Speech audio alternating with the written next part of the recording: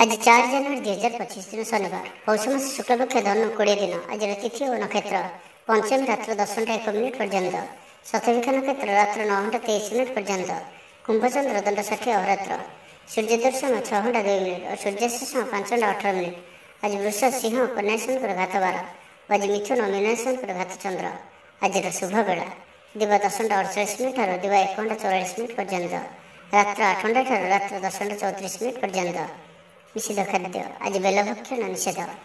तो मेष ठारू आरंभ कर मीन राशि व्यक्ति कौन कही थाए आज आपणकर राशि कौन कही थाए आज आपणकर ग्रह नक्षत्र और आज आपको एपरी केउं उपाय करबा आवश्यक जहाँफल आज आपणकर दिनटी अत्यंत शुभ सब्यस्त हो। यही क्रम में सबुठ प्रथम आसतु जाना मेष राशि विषय जीवन साथी खूब प्रेम पाइबे ऑफिस वातावरण टिके अलग हो पारे आज आप कौन बड़ फैसला ने निवृत्त रहतु पुरातन रोगर पीड़ा काम करने को निरुत्साहित रहे आत्मीय मैंने निजर फायदा हासिल करने फंदी फिकर करने लगी मन बढ़ाइबे निजक अन्य मान तुलना कर मन उणा करपारती बंधु मेल समय कटाइबार सुजोग पाइपारती सामाजिक स्तर में सुविधा काम हासिल करने कष्टकर हो पारे कर्मक्षेत्र और पारिवारिक स्तर में आशाजनक फल पाइबे परिवार सहित मंदिर को ठाकुर दर्शन पर जीवे जीवन में सकारात्मक परिवर्तन आसब व्यवसाय चुक्तिपथ होबार संभावना रही तो आज दिन आपंप सब दृष्टि मिलामिशा पूर्ण ही स्वास्थ्य सचेतन नहेले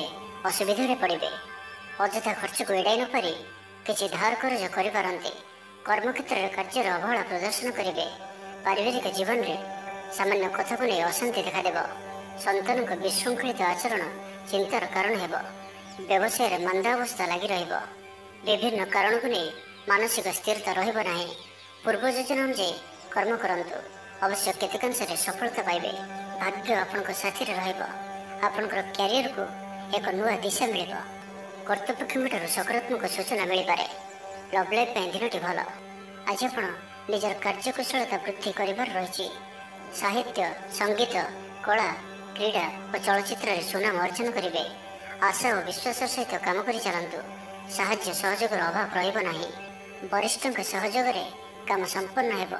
तो आज दिन टी आप शुभमय करने आज आप किसी महू कौन से गोटे छोट कलश रखी ताकू घर बाहर कौन स्थान में माटी पोति दिंतु यह आपंकर आखपाखर नकारात्मकता दूर कर आज आप मिछ कहतु ना यह अत्यंत ही शुभ सब्यस्त हो।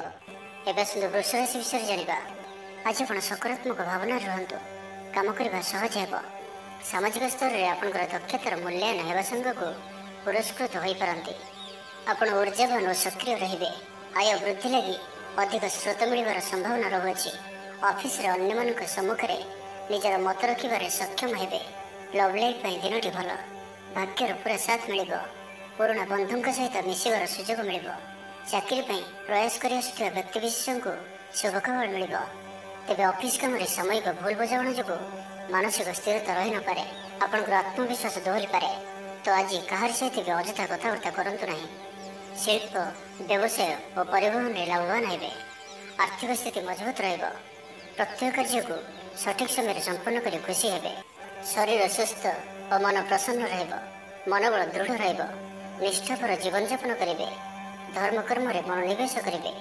कर्मक्षेत्र में सहकर्मी साहाय्य सहयोग पाइबे पारिवारिक जीवन शांतिप्रद व्यापार वाणिज्य उन्नति परिलक्षित हो महिला माने गृह निपुण हे व्यावसायिक सफलता प्राप्ति हो विद्यार्थी मैंने पढ़ापढ़ी को गुरुत्व देवे किसी विवादीय घटना और प्रतियोगितामूलक कार्य सफलता मिलवार आशा करे दीर्घ दिन सुपरिकल्पित नुआ योजना टी करने सकाशे मन बढ़ाई काम लगी पारते उपस्थित बुद्धि प्रयोग कर आपण प्रत्येक समस्यार सरल समाधान करें सामाजिक कार्य अंशग्रहण करेंगे कौन से बड़ कंपनी सहित सौदा कर सुजोग मिल पारे आपण निजक खूब ऊर्जावान अनुभव करेंगे। तो आज दिन टी आप शुभमय करने आज आप गोटे निम्ब गछटे निजर बाड़ी पोतंतु एवं आज आप कहार भी अपमान करंतु नहीं यह अत्यंत ही शुभ सब्यस्त हो। एवं सुंदर मिथुन राशि विषय जाना सब कम सहज संपन्न हो जीवन साथी आपंकर कथार प्रभावित हे कला साहित्य क्रीड़ा और चलचित्र आदि समस्या समाधान हो भल कथा कहले बंधु ताहाकू भूल दृष्टि आनी दोषारोप करपारती से आज आप कथबार्ता समय सावधान रहतु कर्मक्षेत्र में प्रतिकूल परिस्थितिर चाप क्रमशः बढ़ी पारे प्रतिवेशी सौहार्द्य उपकृत हे ଆନୁଷ୍ଠାନିକ କ୍ଷେତ୍ରରେ ବିଚାର ବୁଦ୍ଧି ହରାଇ ପ୍ରେମ ଫାଶରେ ଆବଦ୍ଧ ହୋଇପାରନ୍ତି ଏବଂ ଆଜି ଅତି ନିକଟରେ ରହୁଥିବା କୌଣସି ବନ୍ଧୁଙ୍କ ଆଚରଣ ମନରେ ସନ୍ଦେହ ସୃଷ୍ଟି କରିପାରେ। ଛାତ୍ରଛାତ୍ରୀମାନଙ୍କ ଲାଗି ଦିନଟି ଅତ୍ୟନ୍ତ ହିଁ ଶୁଭ ସାବ୍ୟସ୍ତ ହେବ। ବ୍ୟାପାରୀମାନଙ୍କୁ ସାମାନ୍ୟ ଲାଭ ମିଳିବ। କାହାରିକୁ ନିଜ ହୃଦୟର କଥା କହିବେ। ପରିବାରରେ ସୁଖ ଶାନ୍ତିର ବାତାବରଣ ରହିବ। ଶରୀର ସୁସ୍ଥ ଓ ମନରେ ଉତ୍ସାହ ରହିବ। ମହିଳାମାନେ ଦାନ ଧର୍ମରେ ମନୋନିବେଶ କରିବେ। ଘରୋଇ କର୍ମଚାରୀମାନେ କର୍ତ୍ତବ୍ୟନିଷ୍ଠ ହେବେ। ପାରିବାରିକ ଜୀବନ ହସଖୁସିରେ କଟିବ। ବିଦ୍ୟାର୍ଥୀମାନେ ଉଚ୍ଚ ଆଶା ରଖି ପଢ଼ାପଢ଼ିରେ ମନୋନିବେଶ କରିବେ। ଆପଣ ଊର୍ଜାବାନ ଓ ସକ୍ରିୟ ରହିବେ। ପ୍ରତ୍ୟେକ କାର୍ଯ୍ୟରେ ସଫଳତା ପ୍ରାପ୍ତ କରିବେ। ଅଫିସରେ ସମସ୍ତଙ୍କ ସହିତ ବଢ଼ିଆ ତାଳମେଳ ରହିବ। ନିର୍ଦ୍ଦିଷ୍ଟ ସମୟ ଭିତରେ ସମସ୍ତ କାମ ସମ୍ପନ୍ନ କରିବା ହେତୁ ମନ ଶାନ୍ତ ରହିବ। ପରିବାରରେ ଖୁସିର ମାହୋଲ ରହିବ। ବିଦ୍ୟାର୍ଥୀଙ୍କୁ ପରିଶ୍ରମର ବଢ଼ିଆ ପରିଣାମ ମିଳିବ। ଆଜି ଆପଣ ଊର୍ଜାବାନ ରହିବେ। ଯେଉଁ ବି କାର୍ଯ୍ୟକୁ ହାତକୁ ନେବେ ତାହାକୁ ସଫଳତାର ସହିତ ସମ୍ପନ୍ନ କରିବେ।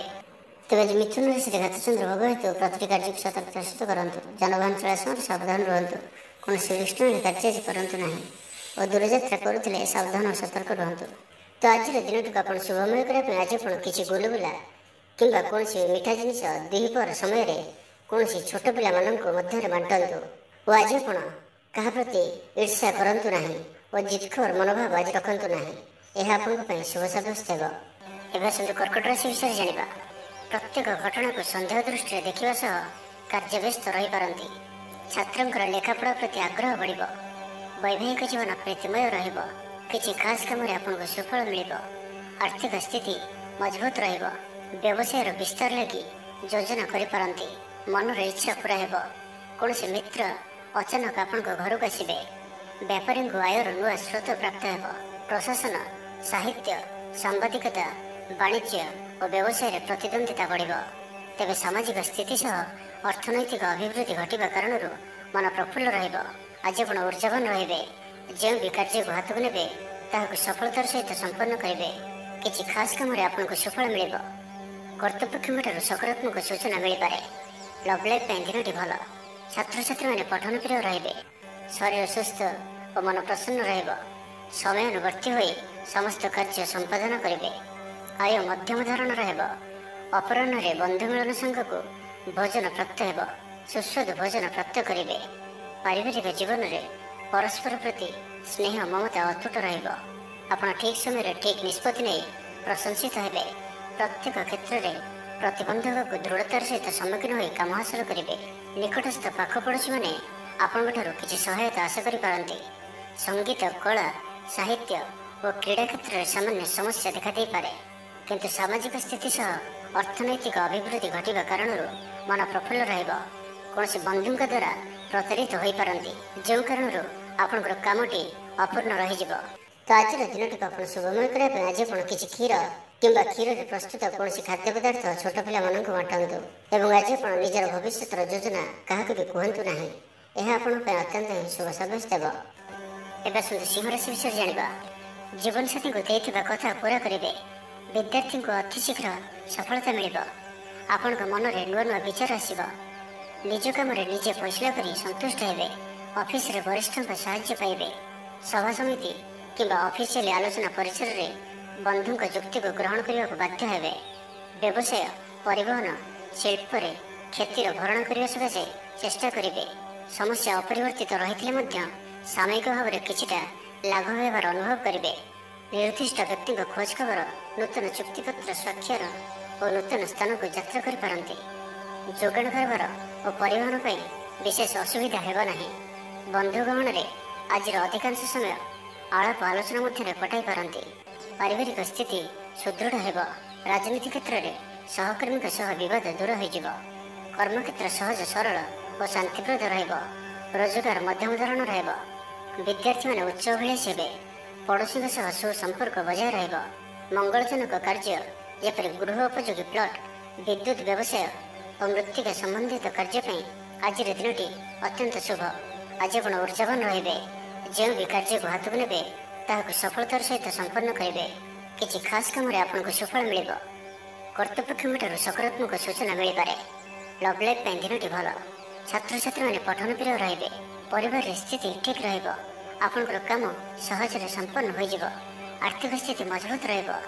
କାରବାରରେ ପରିବର୍ତ୍ତନ ଆଣିବା ଲାଗି ଚେଷ୍ଟା କରି ସଫଳ ହେବେ।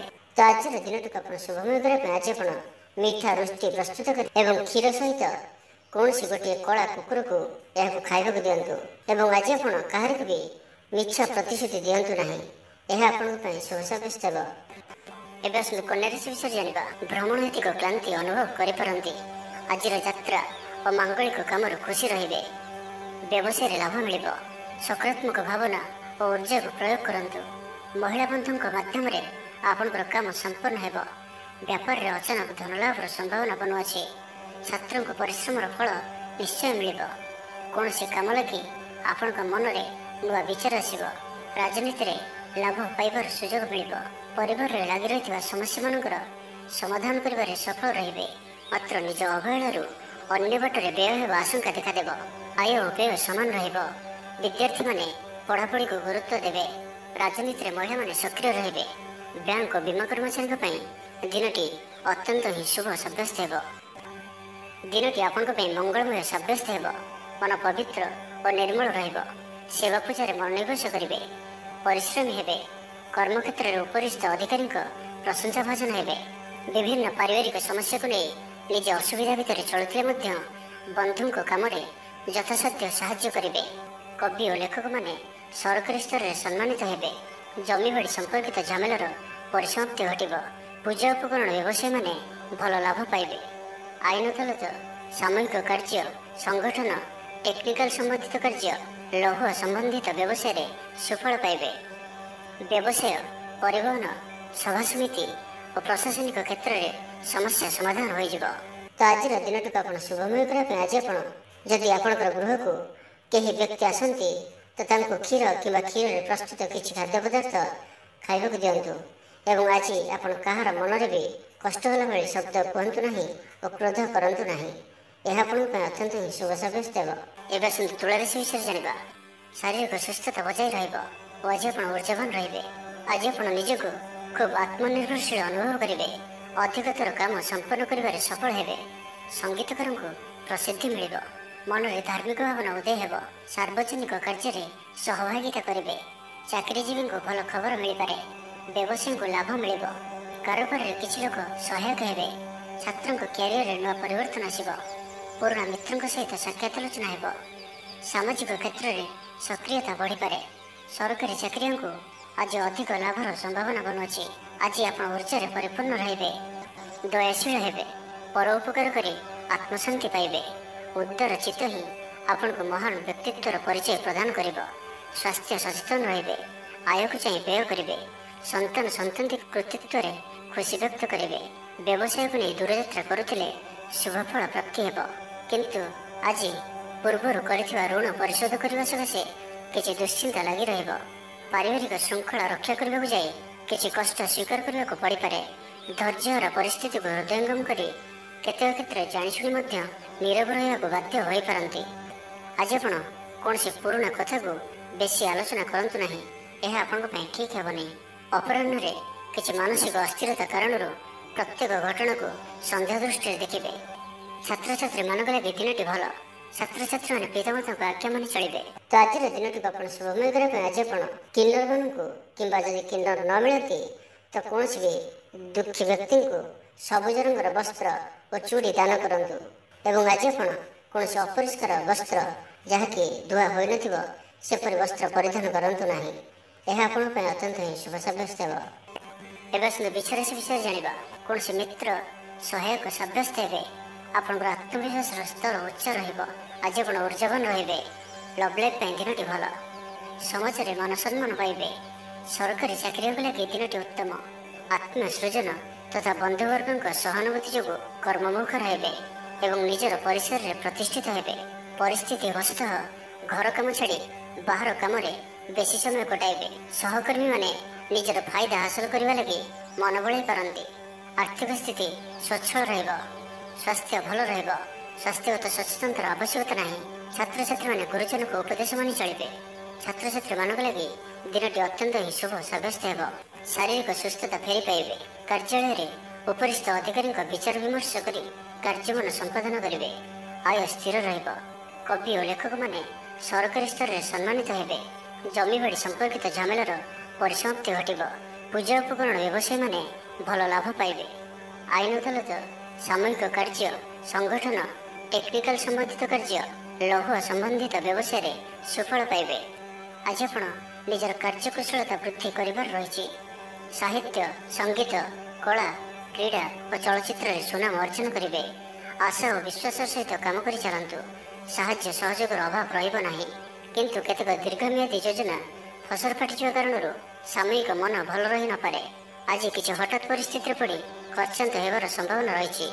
କିନ୍ତୁ କର୍ମକ୍ଷେତ୍ର ଓ ପାରିବାରିକ ଜୀବନ ପ୍ରୀତିପଦ ରହିବ। ତ ଆଜିର ଦିନଟିକୁ ଆପଣ ଶୁଭମୟ କରିବା ପାଇଁ ଆଜି ଆପଣ ତମ୍ବାର କୌଣସି ଗୋଟିଏ ଛୋଟିଆ ଜିନିଷଟିଏ କିଣିକରି ଘରକୁ ଆଣନ୍ତୁ ଓ ସେଥିରେ ଗୋଟିଏ କଣାଟିଏ କରି ବହିଯାଉଥିବା ଜଳରାଶିରେ ପ୍ରବାହିତ କରିଦିଅନ୍ତୁ। ଏହାଦ୍ୱାରା ଆପଣଙ୍କର ଗ୍ରହବାଧା ସବୁ ଦୂର ହେବ ଏବଂ ଆଜି ଆପଣ ଅପଯଶ ହେଲା ଭଳି କୌଣସି କାର୍ଯ୍ୟ କରନ୍ତୁ ନାହିଁ। ଏହା ଆପଣଙ୍କ ପାଇଁ ଶୁଭ ସାବ୍ୟସ୍ତ ହେବ। ଏବେ ଆସନ୍ତୁ ଧନୁରାଶି ବିଷୟରେ ଜାଣିବା। କଳା, ସଙ୍ଗୀତ ସମାରୋହ, ସାହିତ୍ୟ ଚର୍ଚ୍ଚା ତଥା ବନ୍ଧୁ ମିଳନ ଓ ସାମ୍ବାଦିକତା କ୍ଷେତ୍ରରେ ସୁଫଳ ମିଳିବ।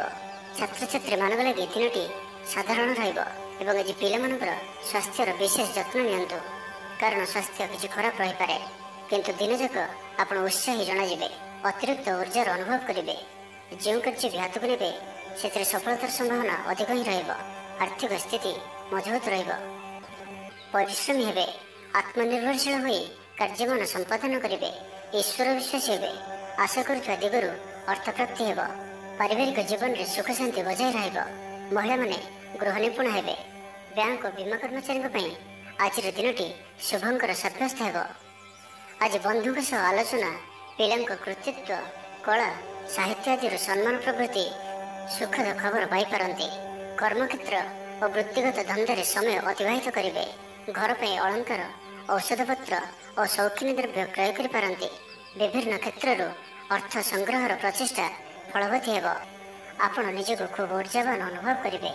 କୌଣସି କାମରୁ ଆପଣଙ୍କୁ ଆଶାଠୁ ଅଧିକ ଧନ ଲାଭ ହେବ। ଲଭ୍ ଲାଇଫ୍ ଜୀବନରେ ଖୁବ୍ ଆନନ୍ଦ ମିଳିବ। ଆଜି ଆପଣ ସକାରାତ୍ମକ ଭାବନାରେ ରୁହନ୍ତୁ। କାମ କରିବା ସହଜ ହେବ। ନୂଆ କାମ କରିବାକୁ ଥିଲେ ବଡ଼ଙ୍କ ଅନୁମତି ନେଇ କରନ୍ତୁ।